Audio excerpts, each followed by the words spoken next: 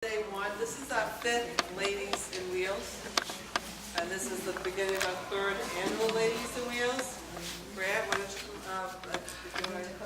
no, you need to hook up, okay? Brad has been with AAA for 11 years, and she works out of the Portland, Maine office, so she's traveled this distance to be with us this evening. She has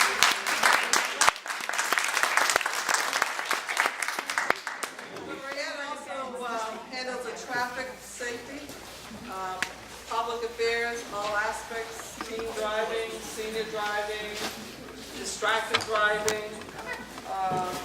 She does corporate training as well.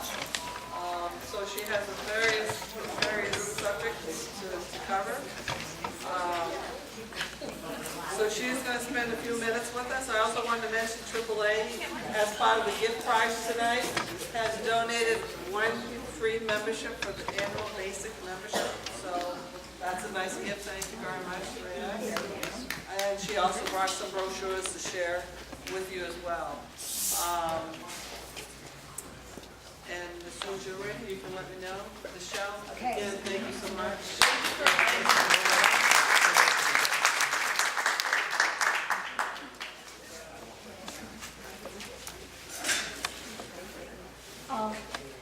And this was a great presentation that Michelle just did.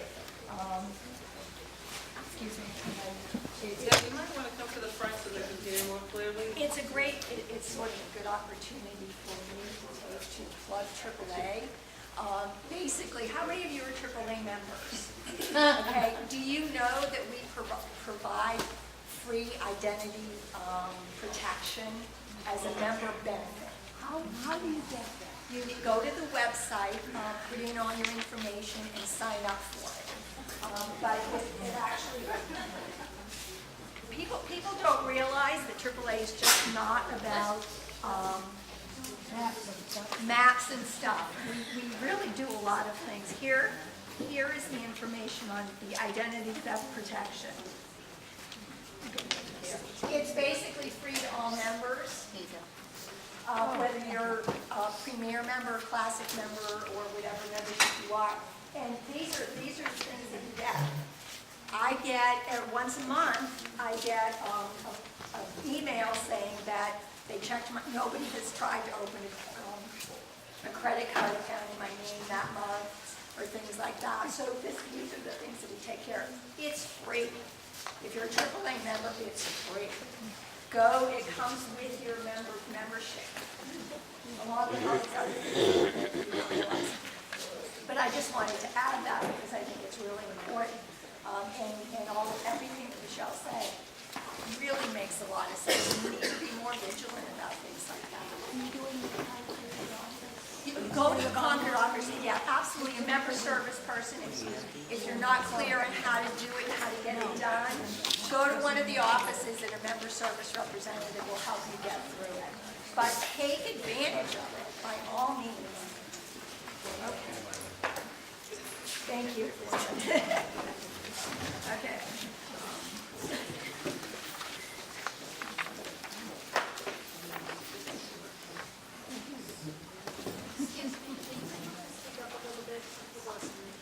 Yep.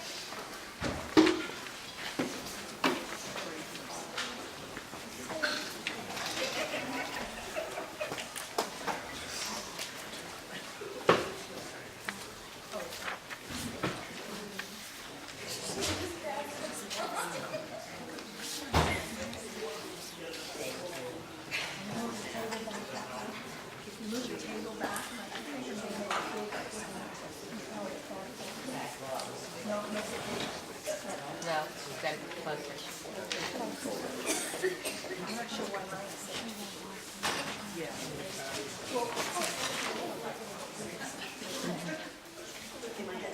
I changed the resolution on my screen. That way.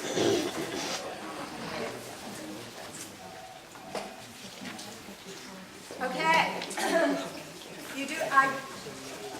I actually spent 4 hours this morning teaching a program, so that's probably why I'm a little bit hoarse. So if you can't hear me, just please, give me the signal. What I'm here to talk about today is something that's out there right now. It's a busy time of year for sharing the road. Right now, the things that we have to be concerned about when we're out there on the road: bicycles, pedestrians, animals, motorcycles. And these are the ones we're going to talk about today. How many of you were bicyclists? How many of you have become pedestrians because now that the weather is nice? Sure. And that's exactly what's happening. The weather is great. People are coming out and forth. We've got runners out there on the road. We've got bicyclists. We've got motorcycles. That's another thing that we have to start contending with at this time of year. So there are things that we really need to remember about sharing the road. All of those bicyclists, motorcyclists, pedestrians are all ages. And when we talk about all ages, we're talking about elderly people that maybe don't see as well. We're talking about young kids that aren't paying attention. So we're talking about all ages that are out there doing these things. Some are experienced, some are not. We have bicyclists that are very experienced. We have young kids that are on bikes that don't fit them properly, that they don't have the skills to ride a bicycle, kids that are just learning how to ride bicycles. So we have to be aware of that too. Motorcyclists are the same. We have new motorcycle riders. We have people that have just gotten those permits or just gotten those licenses. And if somebody has just a motorcycle permit, they're just learning how to ride that bike.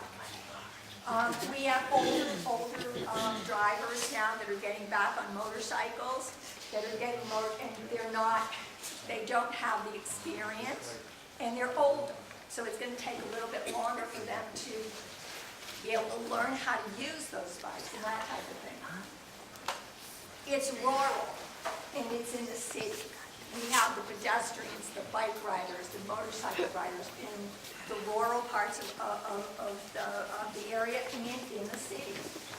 They're all everywhere. It's night and day.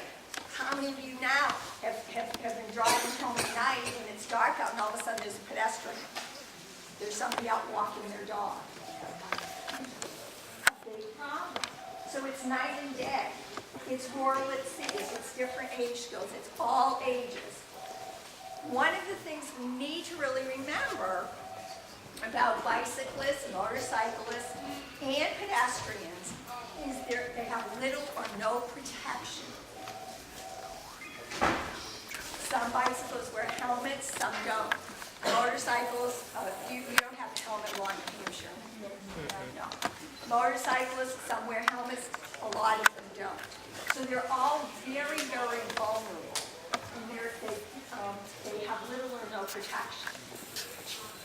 Peripheral vision, I made this little note to myself because it's one thing that a lot of people don't realize, is how many of you notice that little kids may run out in front of you without seeing you? And you think, why didn't they see me? Well, what happens is our peripheral vision, when we're younger, our peripheral vision is very narrow. As we get older, our peripheral vision enlarges, so we can see to the side. So little kids will run out in front of you simply because they don't see you, because they have a very narrow peripheral vision. The other thing that peripheral vision does is that's what we use to judge speed with. So when you see a young child, you have to remember they may not be seeing you. And they're not good judges of speed. What happens as we age, our peripheral vision starts narrowing again. So the same situation applies to older pedestrians, older bike riders, older motorcycles. That peripheral vision is now narrowed. So we have to remember these things. And I think if we put these things into perspective and understand a little bit about what's going on out there, then we can share the road better. The other thing we need to do is exercise some patience. Let's talk a little bit about bicycles. New Hampshire law, 3 feet of space. give, if you're passing a bicyclist, you need to give them 3 feet of space. It's also the same law that exists in Maine.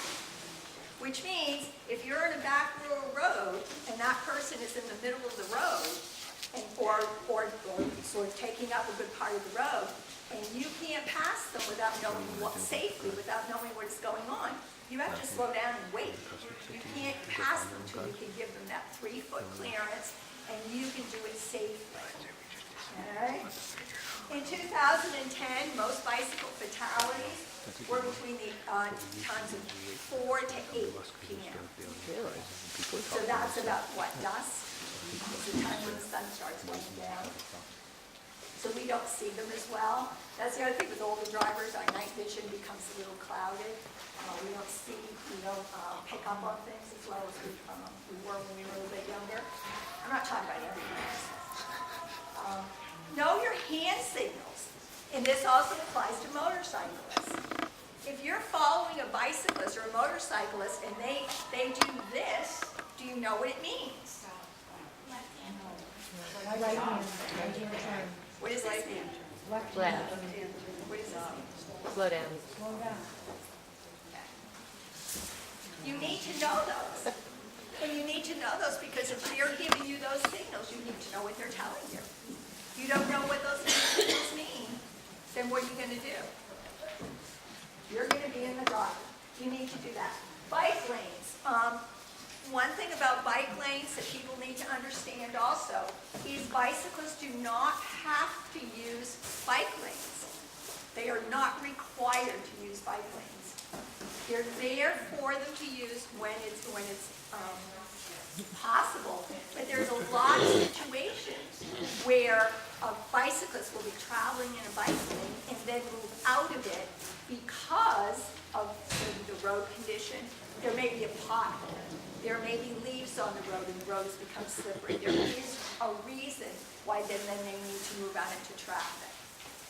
When we first got bike lanes in Maine, I was so excited. I thought, this is wonderful. They have their lanes, we have our lanes, life is good, everybody's safe. And then someone said, oh no, that's not the case. So just be aware of that. You may be approaching a bicycle that's in a bike lane, and all of a sudden you may have to come into the road. So don't get into okay, he's over there, he's going to stay there. That might not happen. Okay? So that's some of the things we need to think about with bicycles. When it comes to motorcycles, again, that vulnerability, they're very vulnerable. They don't have a lot of protection.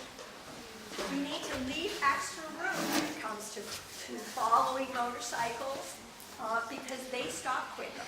So you need to add space when you're following a motorcyclist.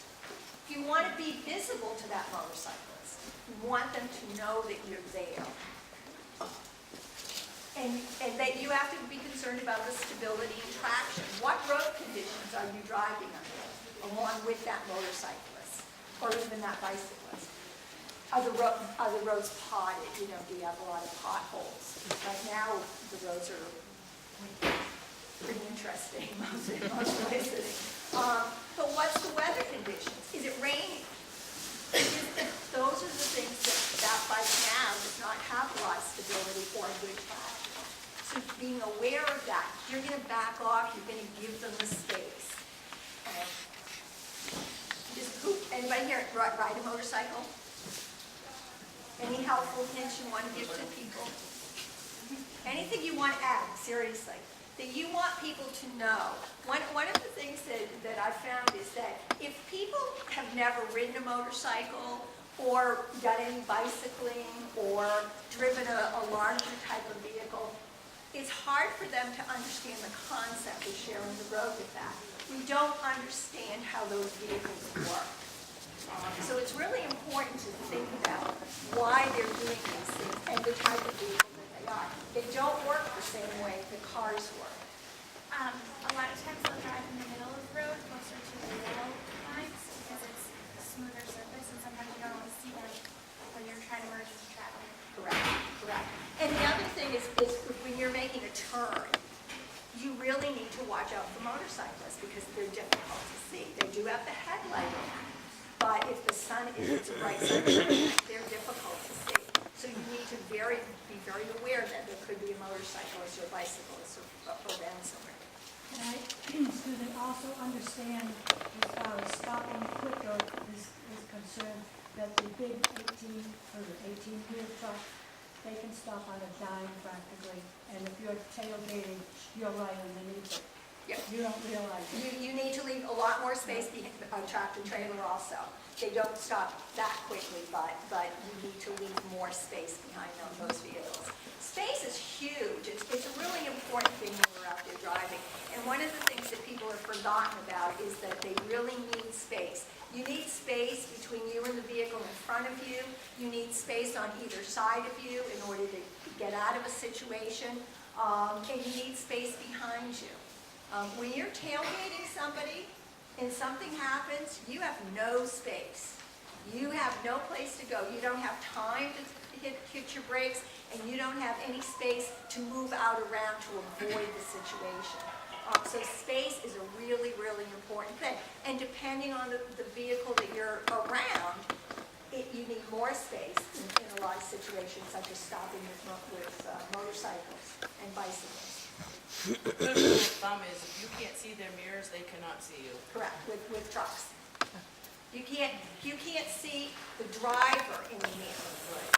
They can't see you. Okay, maybe this is a question for you guys. If I get somebody tailgating me, how do I get them to back off?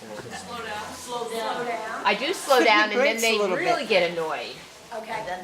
Hopefully they pass, but they don't always. I mean, they just, you know, it's very difficult. It is difficult. What you can do is you can sort of tap your brakes and Yep. slow down.